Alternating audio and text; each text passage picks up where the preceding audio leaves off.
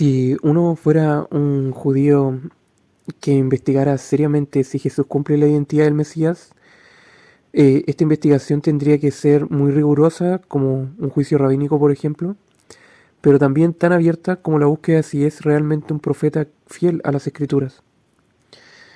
Definir primero la identidad mesiánica según el Tanaj, el Antiguo Testamento, que antes de mirar el Nuevo Testamento sería esencial listar todos los atributos y funciones del Mesías solo con base en la ley de Moisés, los profetas y los escritos de Israel. Por ejemplo, el origen del Mesías tiene que nacer en Belén, de la casa de David, pero también es eterno. Y ahí partimos en una ruptura, el Mesías viene desde el cielo. El nombre al Mesías se le llama Jehová en Jeremías 23. Ya tiene un segundo atributo divino. En Isaías también se le llama Dios, Padre, Dios fuerte, Padre eterno. Las funciones tendrá un espíritu de sabiduría y restaurará a Israel desde ese punto. Cuando juzga lo hace justamente. Tendrá una obra redentora. Isaías 53 y Daniel 9. Sufre y muere antes de la destrucción del segundo templo. También tiene un poder divino. Es también, como decíamos, es Jehová y también es el ángel de Jehová. Un segundo Jehová, el Jehová visible. El primero es Jehová invisible, el Padre. Tendrá un reinado final, Zacarías 14, desde Jerusalén. Este perfil mesiánico es lo que vamos a tener como mayoritariamente abarcando que estos versos abarcan todas las partes mesiánicas que debe cumplir el que ha de venir, según el Antiguo Testamento. Ahora, cuando confrontamos ese perfil con los evangelios, aquí es cuando uno lee el Nuevo Testamento como si fuera un midrash o comentario histórico judío. Nos hacemos la pregunta, ¿Jesús afirma y demuestra ser preexistente antes que Abraham? Claramente. Cuando Jehová se le aparece a Abraham, se le aparece como un hombre, un ser visible, come y hace la promesa a Abraham. Ahora, ¿él se identifica con Jehová? Claramente lo hace. ¿Realiza actos que solo el ángel de Jehová podía hacer, como perdonar pecados? Claramente lo hace. Es Jehová y el ángel de Jehová son los que perdonan en el Antiguo Testamento. Ahora, ¿cumple el papel del siervo sufriente? También. Es muerto y crucificado antes de la destrucción del templo. Ahora, él, Jesús, guarda y cumple la fiesta como señal profética. No solo la celebra, sino que en su función, en su ministerio, en el propósito que él vino, claramente encarna en cada fiesta. Ahora también podemos verificar la cronología profética. La cronología, las fechas en que esto sucede. Por ejemplo, en Daniel 9 dice que el Mesías debe aparecer antes de la destrucción del santuario, del segundo templo. Y eso sucede exactamente 40 años después de él. El Mesías muere, el Mesías príncipe muere. Primero el Mesías príncipe, por eso muere. El Mesías rey no muere.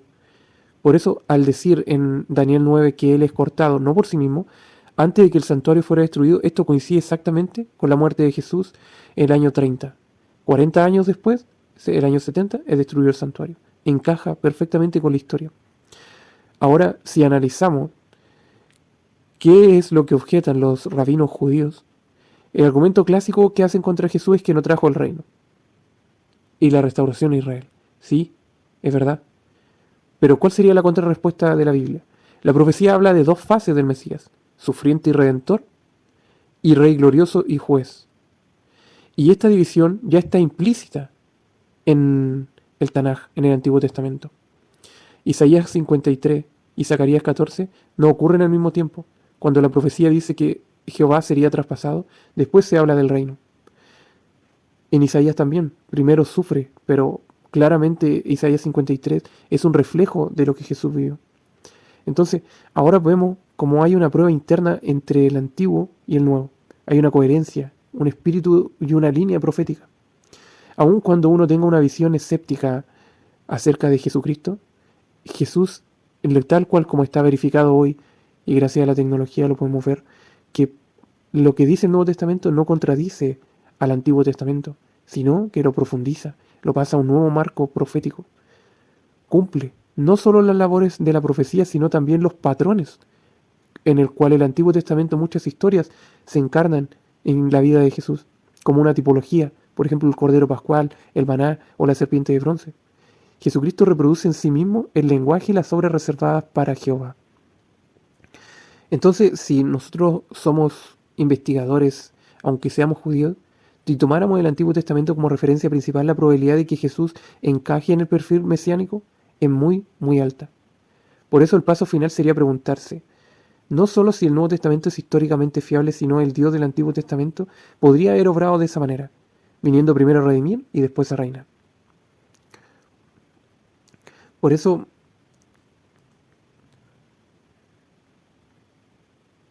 es interesante cómo cuando uno profundiza y comienza a construir el perfil del cual habla el Antiguo Testamento de una persona que vendrá a restaurar a Israel, hay dos formas de hacerlo.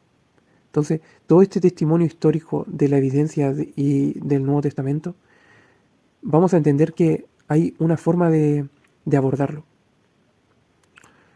Por ejemplo, el tema más conflictivo es si Jesús trajo el reino. ¿Él realmente es rey? Vemos en las Escrituras que antes de que la persona se convierta en rey, primero sufre. Jesús, o el Mesías, es llamado el Hijo de David. Pero ese rey primero sufre antes de reinar.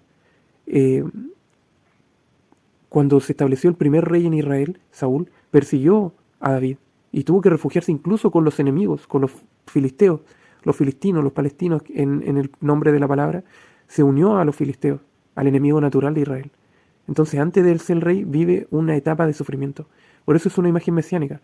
La unción previa al reinado definitivo es que el rey legítimo aún no toma el reino visible. Por eso Jesús es proclamado Mesías, una unción espiritual, pero no recibe el reino terrenal en su primera venida. También José, el hijo primogénito, muerto, pero luego exaltado. Es vendido por sus hermanos, y esta es una de las historias más conocidas y de mayor esperanza para lo que es la redención. Él es dado por muerto en Génesis 37, es pasado por prisión, pero luego es exaltado bajo una forma profética en la interpretación de sueños y llega a ser el segundo en Egipto, después del faraón, y salva a sus hermanos cuando viene la hambruna. Israel viene y él los salva. Entonces hay un simbolismo de que en cuanto esto queda en familia, Jesús como judío, el salvador de los judíos. ¿Qué dijo él? La salvación viene de los judíos. Esto queda también en familia. Jesús estuvo muerto, así como estuvo muerto también José, y esto lo declara Jesucristo en la parábola también. Cuando se revela el Hijo, el hermano José lo hace como Salvador y Señor de naciones. Y este es un paralelo con Jesús rechazado por Israel, aunque ausente en la escena nacional de Israel por siglos. En su retorno traerá vida y reconciliación, como dice Romanos 11 y Apocalipsis 7. Entonces, hay una imagen, una tipología. En Isaías 53 y Daniel 7, el siervo sufriente y el hijo entronizado. Es menospreciado, pero en Isaías dice que verá linaje y prolongará sus días, luego de todo lo que dice del sufrimiento. Y en Daniel 7 dice que ese hijo de hombre, ese humano, recibe el dominio eterno, el reino, en un escenario de juicio final. Y Jesús lo aclara y cita esa profecía diciendo que lo después verán al Hijo del Hombre reinando. Por eso hay una conexión profética. El sufrimiento no anula el reinado, sino que lo precede y lo legitima. Y en Apocalipsis es enfático en decir que Cristo, el Cordero, ha vencido y es digno de poder tomar el reino. O sea, él tuvo que cumplir una misión antes de ganarse el reino. No se le daba el reino sin primero cumplir cierta misión. O sea, es apto. Así que es interesante en el Nuevo Testamento, el libro de Apocalipsis y la carta de Romanos, cómo hay una restauración final de Israel. Como decíamos, en Romanos 11, Israel, aunque ha rechazado en parte al Mesías, será restaurado cuando Jesucristo regrese. Y en Apocalipsis 19, el Mesías vuelve como rey guerrero y juez, instaurando el reino prometido aquí en la tierra desde Jerusalén. Ese es el patrón: sufrimiento, ausencia, regreso glorioso y restauración. En la figura de Jesús como intérprete y cumplidor del Antiguo Testamento. Jesús usa intencionalmente el Antiguo Testamento, cita el Antiguo Testamento, las parábolas son respecto al Antiguo Testamento, y su respuesta está llena de referencias con la ley de Moisés, con los profetas, con los salmos. Por eso él, cuando resucita y va camino a Emaús en esa famosa historia, él dice que cuando uno ve la vida de Jesús, lo ve claramente como cumplimiento de lo que estaba escrito antes. Y él cita, no cita a otra cultura, a otra civilización o otras filosofías orientales, sino que él solo cita la Biblia de Jehová. También es profeta cuando dice, no quedará piedra sobre piedra. Y esto enlaza directamente con la advertencia de Jeremías y Miqueas sobre el templo. O sea, Jehová no estuvo ausente, como dicen los judíos, que Dios no les avisó que iba a destruir el templo de la manera tan clara como lo hizo con Jesucristo. Pero realmente, esa es una profecía cumplida, históricamente verificable. Así que hay un eje mesiánico. Porque Jesús mismo se presenta como cumplimiento de esas profecías, no como un rabino que solamente las interpreta o las comenta. Es muy interesante la coherencia histórica, que la destrucción del segundo templo haya sido el 70. Coincide exactamente con lo que está escrito en el Nuevo Testamento y una continuidad con las advertencias de Jehová en el Antiguo Testamento y con Jesucristo, de que Israel es el que rompe el pacto, no Jehová. Jehová le da una nueva forma de administrar su forma de que uno lo pueda conocer. Lo interesante es que también, en otras palabras de Jesús, hay un cambio en la administración del reino que Jehová establece en la tierra. Porque dice que la casa de Judá será quedada desierta y se le dará a otro pueblo que produzca frutos. Y esto encaja lo que dice Jesucristo en Mateo 21 con Isaías y Deuteronomio 32, donde Jehová habla de provocar a celos a Israel con un pueblo que no es su pueblo. Por eso es súper interesante la historia, cómo los judíos son dispersados por el mundo durante 2 días mileniales, casi 2000 años, tal cual como lo dice la profecía. Y el mundo conoce, ahora todas las naciones son conocedoras de Jesucristo. Por eso los gentiles que antes no pertenecían a Israel, ahora son adoradores del Dios de Israel. Y lo más sorprendente también, si quisiéramos involucrar al Islam, que son gran parte de la población mundial, como ellos también son un pueblo distinto al pueblo de Israel, pero adoran a un Dios, al Dios de Abraham. Entonces, la historia misma verifica, comprueba, y es el sello de Dios, de que esto no se puede contrastar históricamente y arqueológicamente, porque todo coincide con las palabras de Jesús. Por eso Jesús es un profeta.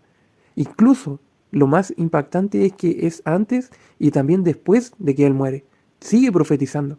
O sea, el libro de Apocalipsis es como el libro de Jesús, porque lo dice el primer verso de las Escrituras. O sea, ¿qué otro ser humano ha profetizado después de su muerte? Solo esto lo dice Jesucristo, tanto en los Evangelios y en el Apocalipsis, como decíamos.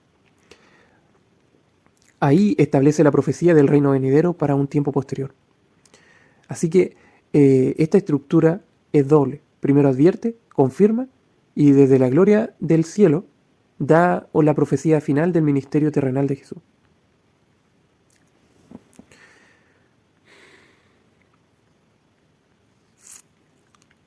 La profecía de la era del espíritu, la era de la conciencia. Cuando Dios derrama, hace un cambio histórico en el mundo de Israel. Ya no es con sacrificio de animales, sino que eso ya fue quedado atrás para el pasado. Sí, Jehová permitió los sacrificios de animales como una forma teológica y mental de expresar lo que él iba a expresar últimamente con el espíritu. Entonces, la era de hoy es una era totalmente espiritual, filosófica y moral, que está en la mente, en el sentimiento, en el espíritu, en el corazón. Entonces, esta era que es cambiada, también cambia también en los judíos. Ellos también sustituyen y hacen su propia forma de interpretar cómo Jehová ha cambiado, pero realmente no lo ha cambiado por ellos, lo ha cambiado por Jehová mismo, en una expresión totalmente teológica. El sacrificio de Jesús no aceptado por los judíos es en conformidad con todo lo que estaba escrito en el Antiguo. Este es un reino espiritual que se consolidará también materialmente aquí en la segunda venida. Por eso el Antiguo Testamento ofrece un patrón y expectativa, promesas. Y las palabras de Jesús asume explícitamente y las aplica a sí mismo. Y la historia confirma que estos eventos son tangibles, verificables. Así que, como decíamos, la existencia histórica de Jesús también está muy bien sustentada. La crucifixión bajo Poncio Pilato es un hecho histórico aceptado, Como decíamos, la destrucción del templo también es histórica y la expansión del movimiento cristiano en el siglo I está perfectamente documentada por todos estos 20 siglos.